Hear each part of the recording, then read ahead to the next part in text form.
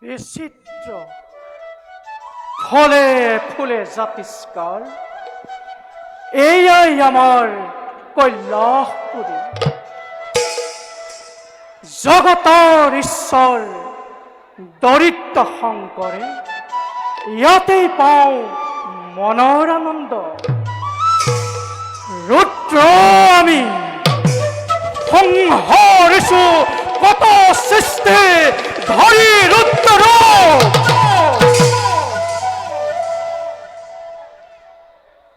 অন্য হাতে